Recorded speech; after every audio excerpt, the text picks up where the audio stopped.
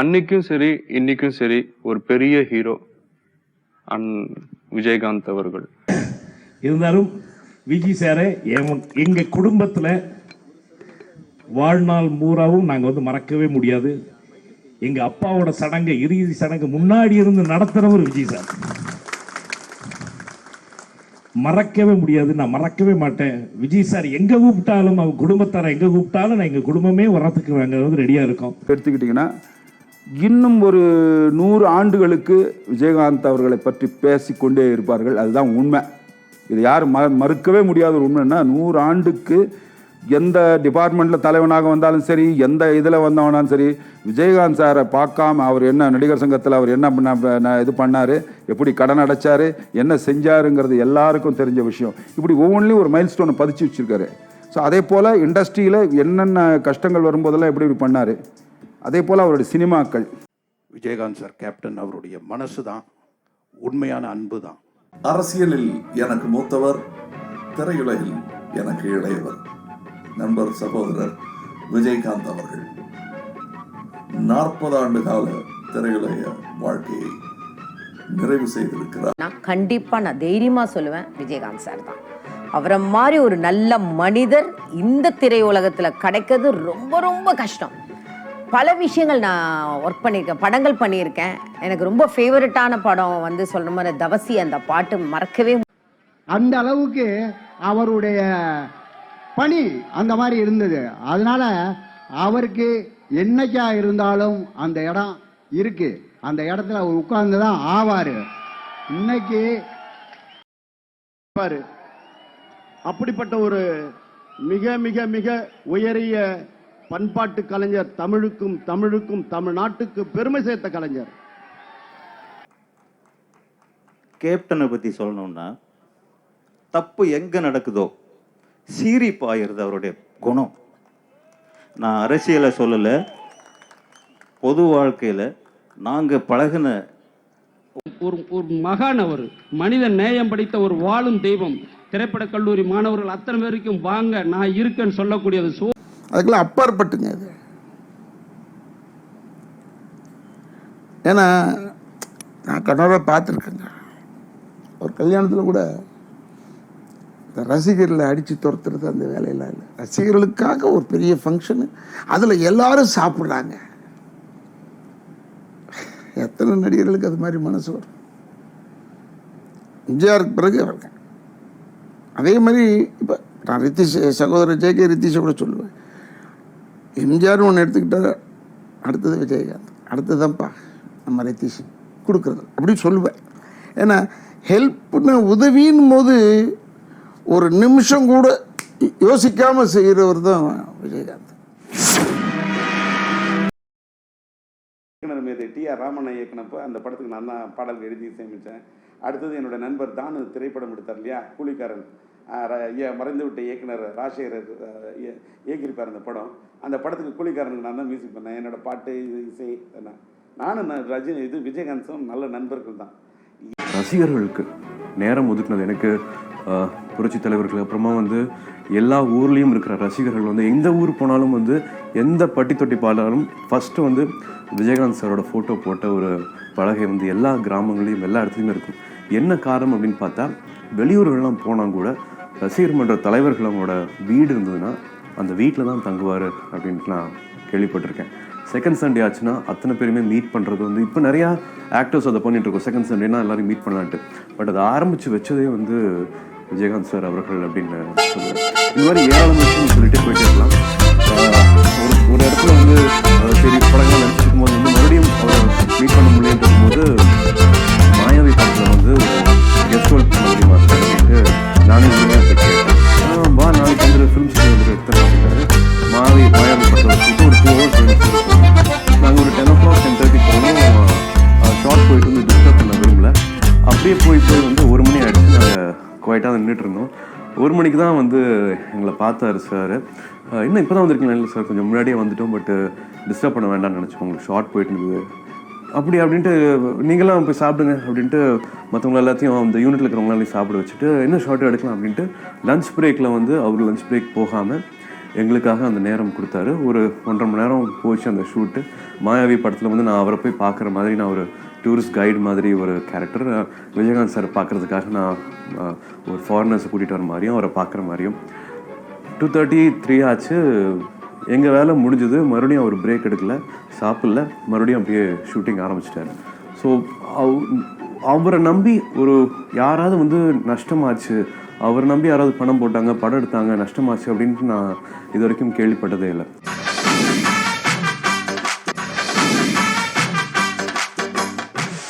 Kargil function நாங்கள் போகும்போது வந்து நைட் 11:30 மணி ஆயிடுச்சு ட்ரெயின்குள்ளே போகிறதுக்கு. அப்படி திரையுலகத்தை அத்தனை பேரையும் எந்த ஒரு மனசு வருத்தம் இல்லாமல் முன்னின்று ஒரு அவ்வளோ கோஆர்டினேட் பண்ணி பண்ண விஷயங்கள் வந்து எனக்கு பிரமிப்பாக இருந்தது. ஒருத்தரை தனியாக பண்ணது வந்து பிரமிப்பாக இருந்துச்சு. 11:30 மணிக்கு தான் நாங்கள்லாம் ட்ரெயினில் ஏறிப்போம். இந்த ஃபங்க்ஷன்லாம் முடிச்சதுக்கப்புறமா, நிகழ்ச்சிகள்லாம் முதல் பக்கம் முடிச்சதுக்கப்புறமா, அப்போ தான் வந்து ஸ்பெஷல் ட்ரெயின் எங்களுக்காக. திடீர்னு வந்து ட்ரெயின் நிற்குது. அது வந்து பிளாட்ஃபார்ம் இல்லை, வேறு எங்கேயும் இல்லை, இருட்டில் நிற்குது. என்ன நிற்குது அப்படின்னு கேட்டால், இல்லை விஜயகாந்த் சார் வந்து வண்டியை நிப்பாட்ட சொன்னார். வண்டியா? ட்ரெயினுங்க எதுன்னு? ஆமாங்க, ட்ரெயினை நிப்பாட்ட சொன்னார். யாருமே சாப்பிடல, அதனால் பக்கத்துலேருந்து கொஞ்சம் பரோட்டா சாப்பாடெலாம் வந்துட்டு இருக்குது. ஒரே நிமிஷம், ட்ரெயின் ஏறி ஸ்டார்ட் பண்ணிடலாம். இல்லை சொல்லி தான் பண்ணுறாரு அப்படின்ட்டு. அவர் நினச்சா நடக்காத விஷயங்களே இல்லை அப்படிங்கிற மாதிரி இருந்தது. ஸோ என்னோட சினிமா கரியர் ஆரம்பிக்கும் போது இப்படி பிரமிச்ச விஷயங்கள் தான் வந்து நான் விஜயகாந்த் சார் அவர்களை பற்றி நான் பார்த்துருக்கேன். அவரோட நல்ல மனசுக்கு நீண்ட ஆயுளும், ரொம்ப அழகான ஃபேமிலி அவருக்கு. ஸோ எல்லா சந்தோஷங்களும் எப்பவுமே அவருக்கு நிறைஞ்சிருக்கணும். சினிமா இண்டஸ்ட்ரி கூட எப்பவுமே அவர் தொடர்பே இருந்துட்டு இருக்கட்டும். எப்பவுமே அவரோட ஆசீர்வாதம் எங்கள் எல்லாருக்குமே வேணும். Wishing you all the very best, sir, and wishing you all happiness. சொல்ல அப்படின்வாங்க. ரொம்ப இல்லட்டன்னா மனோபால சார் கூட்டுவாங்க. அப்படி தான் சொல்லுவாங்களே தவிர, அந்த ஆளை வர சொல்லி எடுக்கலாம். ஒரு ஏதான ஒரு மந்திரம், ஐகேரி நந்தித நந்திதமே, இந்த மாதிரி இருந்தால் கொஞ்சம் நல்லா இருக்கும். அதுக்கு போட்ட பாட்டு தான் தம் தன்ன தாளம். தியாகராஜ பாகவதரை பற்றி தெரியாமல் இருந்தால் கூட பரவாயில்ல, அல்லது எம்ஜிஆர் சிவாஜியை பற்றி தெரியாமல் கூட இருந்தால் கூட பரவாயில்ல. கிட்ட இருக்கிற விஜயகாந்தை பற்றி தெரியாமல் இருக்கிறது ரொம்ப தப்பு. இலங்கையில் இது மாதிரி நான் மட்டும் இல்லை, ஏறக்குறைய 40 இயக்குனர்கள் வந்து இன்னைக்கு தமிழ்நாடு முழுக்க பிரபலம் அடைஞ்சிருக்காங்க, பேர் வாங்கியிருக்காங்கன்னா அது காரணம் வந்து விஜயகாந்த் சார் தான். ஏன்னா வந்து கரெக்டாக வந்து 40 வேற வந்திருக்கு. உண்மையாகவே 40 டைரக்டர் வந்து மிகப்பெரிய இடத்த பிடிச்சிருக்கோம். வந்தவுடனே இங்கே மாட்டினாங்க. இது வந்து நீங்கள் இங்கே மாட்ட வேண்டாம், நீங்கள் உள்ளத்தை திறந்து எங்கள் இதயத்தை பார்த்தீங்கன்னா அதில் வந்து அவரோட இடம் இருக்கும். எங்கள் எல்லாரோட இதயம், எங்கள் வாழ்க்கையில் அவர் எப்படி இடம் பிடிச்சிருக்காரோ அதுபோல எல்லாரோட இதயத்திலும். சரத்சார் பேசினார், வேற அரசியலில் வேற இடத்துல இருந்தால் கூட வந்து எல்லாரோட இதயத்திலும் இடம் பிடிச்சிரு வந்து விஜயகாந்த் சார் தான். அவர் வந்து ஒரு நடிக்க தெரியாத ஒரு நடிகன். அவர் நடிப்புன்னா என்னன்னு தெரியாது, அவர் தான் நடிகன், வந்து மகான் நடிகன். அவர் வந்து அவர் எப்படி இருப்பாரோ அப்படியே தான் இருப்பார். அதுதான் மற்ற என்ன, அவருக்கு வந்து பொய் பேச தெரியாது. இப்படிதான் இந்த இடத்துல இப்படி உட்காரணும், சட்டசபையில் இப்படி உட்காரணும், மேடையில் இப்படி உட்காரணும், வீட்டுக்குள்ள இப்படி உட்காரணும்லாம் தெரியாது. அவர் என்ன நினைக்கிறாரோ அப்படியே தான் இருப்பார். அவர் நல்லவனா இருக்கிறதால அதெல்லாம் சரியா இருக்குது, அவ்வளவுதான். ஏன்னா ஒரு விஷயம் என்னன்னா, அவர் நல்லவனா இருக்கிறதால இவ்வளவு பெரிய கூட்டம் சேர்ந்திருக்கு. இவ்வளவு பெரிய கூட்டம் சேர்ந்ததால மற்றவன் நல்லவனா இருக்குன்னு நினைக்கிறாங்க. அங்கதான் வித்தியாசம். வந்து நல்லவனா இருந்தாதான் கூட்டம் சேரும். கூட்டம் சேர்ந்ததுக்காக நல்லவனா மாறுறவனா அது வந்து காலத்துல காணாம போயிடுவாங்க. அதுதான் வந்து இன்னைக்கு இந்த அடிப்படையே அதுதான். ஏன்னா 30 வருஷமா எங்களுக்கு அவர் நல்லா தெரியும், 30 வருஷமா தெரியும். இப்ப எப்படி இருக்காரோ அப்படியே தான் அவர் அப்படியும் இருக்காரு. முன்னாடி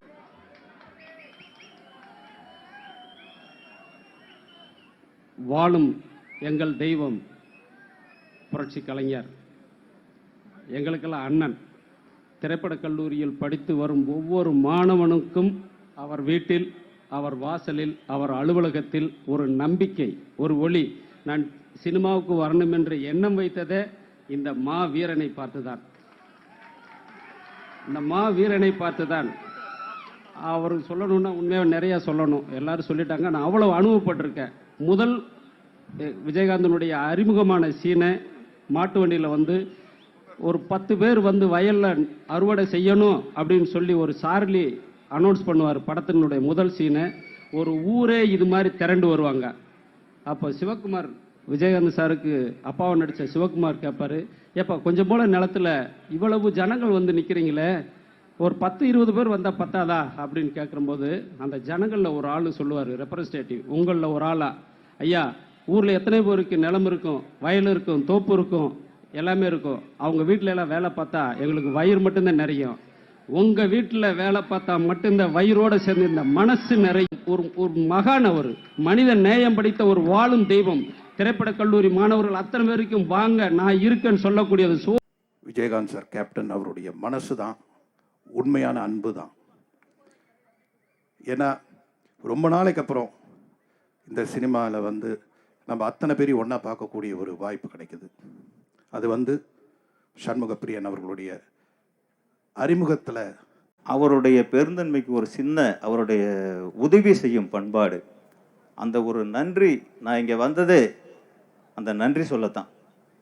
அதை சொல்கிறதுக்கு இடமே கிடைக்காம போயிடுமோ அப்படின்னு ரொம்ப நாள் ஏங்கிக்கிட்டு இருந்தேன். நான் அந்த படம் பண்ணிகிட்டு இருக்கும்போது என்னுடைய 2வது மகள் மெடிக்கல் காலேஜுக்கு எக்ஸாம் எழுதி அவங்களுக்கு 1 மார்க் கட் ஆஃபில் கிடைக்கல. வீட்டில் உட்காந்து அழுதுட்டு இருந்தாங்க.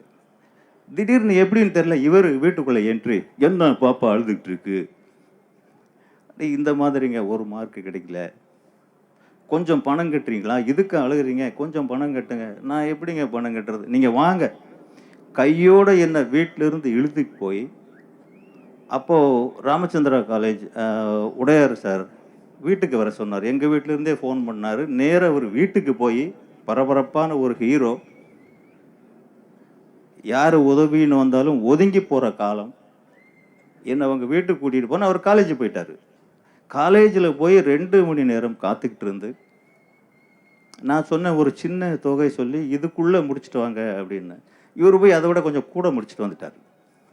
ஏங்க என்னால் அது நீ சும்மா இருங்க, படிக்கிறதுன்னா சும்மாவா, கஷ்டப்படுங்க அப்படின்னு.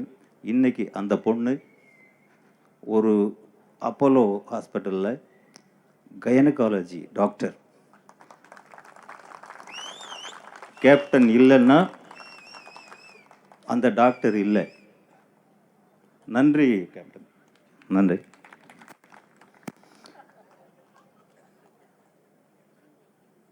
தம்பிக்கு என்னுடைய வாழ்த்துக்கள். அவர் டைரக்ட் அன்பிற்கும் பாசத்திற்கும் உரிய புரட்சி கலைஞர் கேப்டன் விஜயகாந்த் அவர்களுக்கு என்னுடைய அன்பு நிறைந்த வாழ்த்துக்கள். அதாவது இப்போ 40 ஆண்டுகளை அவர் கலை உலகில் நிறைவு செய்திருக்காருங்கிறது ஒரு சாதாரண. அவர் விஜயகாந்த் அப்படின்னாவே நட்புக்கு ஒரு பெரிய இலக்கணமான ஒரு மனிதர். ஒரு அண்ணன் இப்ராஹிம் ராவுத்தரோட பலாயிரக்கணக்கான படிக்க முடியாத வசதியற்ற மாணவர்களை படிக்க வச்ச, கல்விக்காக நிறைய பேருக்கு உதவினார். நான் அவருக்கு நெருக்கமாக பழகின காலங்களில் அவர் பணம் கொடுத்து படித்த நிறைய ஐஏஎஸ் ஐபிஎஸ் இருக்காங்க, எனக்கே தெரியும். அந்த மாதிரி மிகப்பெரிய உதவி செய்யக்கூடிய ஒருவர். அது ரொம்ப நாளாக அதை தொடர்ச்சியாக செய்து கொண்டிருந்தார். அதெல்லாம் வேற எந்த நடிகரும் அப்படி செய்ய மாட்டாங்க. அத்தனை திரையுலகமே பயந்து போய் நடுங்கி போய் அடுத்தாப்புல எலெக்ஷன் வரப்போகுது, இந்த நேரத்தில் கலைஞர்களுக்கு 50வது ஆண்டு விழாவை இந்த மனிதன் கொண்டாடுகிறானே, முடிவு வேறமா இருந்தால் என்ன செய்வது என்று நடுங்கி கொண்டிருந்த பொழுது இந்த மனிதன் துணிந்து கலைஞர்களுக்கு 50வது ஆண்டு விழாவை கடற்கரை நடத்தி காட்டினான். 5 பைசா 10 பைசா இல்லை, வசூல் என்னானாலும் சரி என்று 15 லட்சம் 20 லட்சம் ரூபாய் கை பணத்தை போட்டு கலைஞர்களுக்கு 5 அடி 6 அங்குலத்துக்கு ஒரு பேனாவை ப்ரெசென்ட் பண்ணி ஒரு விழா எடுத்து காட்டினான். ஒரு காரியத்தை எடுத்துக்கிட்டு செஞ்சே தேரணுங்கிறது அவருடைய கேரக்டர் அது. அதே மாதிரி ரஜினி அவர்கள் உச்சத்தில் இருக்கிறாரு, கமல் அவர்கள் உச்சத்தில் இருக்காங்க. அந்த காலகட்டத்தில் அவர்களுக்கு இணையாக சம்பளம் வாங்கி கொண்டு அவர்களை விட பிஸியாக இருக்கிற காலகட்டத்திலே நடிகர் சங்க தலைவராக இருந்து கொண்டு ஒவ்வொரு நடிகரை வீட்லையும் போய் ஈகோ பார்க்காம சமணம் போட்டு கீழே உட்காந்துக்கிட்டு, அண்ணே நம்ம போயிடலாம்ண்ணே, இந்த நிகழ்ச்சி போய்த்தாண்ணே, நிறைய கடன் இருக்குண்ணே, நீங்கள் வாங்க, ரஜினி வீடு கமல் வீடு சேர்லாம் கிடையாது, தரையில் உட்காந்துக்கிட்டு அண்ணா நீங்கள் வரீங்க, எனக்கு தெரியாது நீங்கள் வரீங்கன்னு அப்படி அன்போடு கெஞ்சி கூத்தாடி அத்தனை நடிகளையும் கூட்டி வந்து மலேசியா நிகழ்ச்சி அந்த கடன் நிலைத்த மாமனிதன். இந்த நல்ல பண்புகளை எல்லாம் நட்பண்புகளை எல்லாம் வந்து அப்பாட்ட கற்றுக்கணும். சும்மா நடிப்புலாம் ஓகே, நடிப்பில் அது இன்னைக்கு பிரமாதம் பண்ணிடுவேன். இந்த பண்புகள் தான் உண்மை உயர்த்தும். அதை தொடர்ந்து செய்ய வாழ்த்துக்கிறேன். நன்றி, வணக்கம். 1990 என்னுடைய குருநாதர் பாரதிராஜா அவர்களுடைய மூலிமா நான் திரைப்படத்துறைக்கு அறிமுகமாகும் போது புதுநெல்லு புதுநாத்து அப்படிங்கிற படத்தில் அறிமுகமானேன். அந்த படம் வெளிவர நேரத்தில் புரட்சி கலைஞர் அண்ணன் விஜயகாந்த் அவர்கள் அன்பு சகோதரர் ஆர்கே செல்வமணி அவர்களுடைய இயக்கத்தில் கேப்டன் பிரபாகரன் படம், அவருடைய 100வது படம் ரிலீஸ் ஆகும்போது நான் முதல் படம் நடித்து வந்தவன். அப்போ எவ்வளோ ஒரு சீனியர் அவர். ஆனால் அதுக்கப்புறம் அந்த படம், என்னுடைய படம் ரிலீஸ் ஆனதுக்கப்புறம், அவர் படத்தை போய் நான் பல தடவை பார்த்தேன். என்னுடைய புதுநெல்லு புதுநாத்து ரிலீஸ் ஆனதுக்கப்புறம் ஆர்பி சௌத்ரி அவர்கள் வந்து என்னை முதல்ல அடுத்து எம்ஜிஆர் நகர்னு ஒரு படத்துக்கு புக் பண்ணார். அடுத்து வேதா அவர்கள் சின்னத்தாய்க்கு புக் பண்ணார். அடுத்த வாரமே 1 லட்சம் ரூபா கொடுத்து, 25 வருஷத்துக்கு முன்னாடி 1 லட்சம் ரூபா கொடுத்து எனக்கு உடனே பரதன் ஒரு படத்தில் புக் பண்ணி சிபிஐ ஆஃபீஸராக, இதே மாதிரி கோட் ஷூட் போட்டு சிபிஐ ஆஃபீஸராக என்ன அறிமுகப்படுத்தினார் அவருடைய படத்தில். அது இன்றைக்கி நினச்சி பார்க்குறேன். அது அன்னைக்கு பழகின அதே பழக்க வழக்கம் தான், அந்த பண்பு பாசம். அதை வந்து அதுக்கப்புறம் தொடர்ந்து வந்து இன்றைக்கி சிவகுமாரன் ரொம்ப அருமையாக சொன்னாங்க. கலைஞர் அவர்களுக்கு வந்து பீச்சில் வந்து தங்க பேனா கொடுக்கறதுக்கு அயராது பாடுபட்டார். அப்பையும் என் கூடவே என்னை வச்சுக்கிட்டு அந்த நிகழ்ச்சி பூரா நடத்தினார். அதே மாதிரி வந்து நடிகர் சங்கத்தில் வந்து தலைவராக வரும்போது நான் ஒரு உறுப்பினராக தான் வந்தேன். அதில் உறுப்பினராக வந்து கமிட்டி மெம்பராக வந்தேன். நெப்போலியன் மாதிரி எனக்கு வந்து என் கூட நிர்வாகியாக வந்தால் சங்கத்தை நல்லா நடத்தலாம்னு சொல்லி என்னை துணைத் தலைவரை ஆக்கி என்னை 6 ஆண்டு காலம் என்னை கூடவே துணைத் தலைவரை வச்சு நடிகர் சங்கத்துடைய செயல்பாடுகள் பூரா, அவர் 100 படம் நடித்தவர், நான் படம் நடித்தேன். ஆனால் அந்த பாகுபாடு இல்லாமல் ஒரு சக நண்பனா, சக தோழனா, ஒரு உடன்பிறப்பாக என்னை கூட வச்சு அந்த பழகின அந்த பண்பு. அதுக்கப்புறம் அதே மாதிரி நிறைய நிகழ்ச்சிகளில் நான் கூடவே அவர் கூட இருந்திருக்கேன். இன்றைக்கும் பார்த்தீங்கன்னா வந்தவொடனே எனக்கு கூட பக்கத்துலேயே வச்சுக்கிட்டு இங்கேயும் கூட பக்கத்துலேயே வச்சு அந்த பண்பு பாசம் எப்பயுமே உங்கள் அப்பா கிட்ட பார்க்க முடியும் திரைப்படத்துறையில். அதே போல் நீயும் அந்த பண்பு பாசத்தை உங்களுடைய சக தோழர்களையும் நடிகர்களையும் நீங்கள் அந்த மாதிரி இருக்க வேண்டும். ஜெகன் வந்து சொன்னார், கேப்டன் சினி கிரியேஷன்ஸ் வந்து இது 7வது படம் அப்படின்னு சொன்னார். 7 நிறைய சொன்னார். எனக்கு அது ரொம்ப பிடிச்சிது. அந்த 7 சொன்னால் நிறைய சொல்லிட்டு போகலாம். சப்த ஸ்வரங்கள் 7, சப்த ரிஷிகள் 7, கடையலியல் வள்ளல்கள் 7, பூமியில் கிடைக்கும் கனிமங்களும் 7, வானத்தில் ஜொலிக்கும் வானவிலின் வர்ணங்கள் அந்த எண்ணிக்கையும் 7, வாரங்கள் நாட்கள் 7, வருடத்தில் வாரங்கள் 52, கூட்டுத்தொகை 7ன்னு இப்படி சொல்லிக்கிட்டே போகலாம். அந்த மாதிரி இந்த கேப்டன் சினி கிரியேஷன்ஸ் வந்து இன்னொரு 70 படம், இப்போ 15 வருஷத்தில் 7 படம் எடுத்துறீங்க, இன்னொரு 25 வருஷத்தில் இன்னொரு 70 படம் எடுக்கிறதுக்கு நான் மனமாற வாழ்த்துறேன். அப்பா போல நீயும் புதிய சகாப்தம் படைக்க என்னுடைய மனமார்ந்த வாழ்த்துக்களை தெரிவித்து விடைபெறுகிறேன். பார்க்கும்போது தெரியுது அப்பாவுக்கு வந்து நிறைய தவம் இருக்கும். அவர்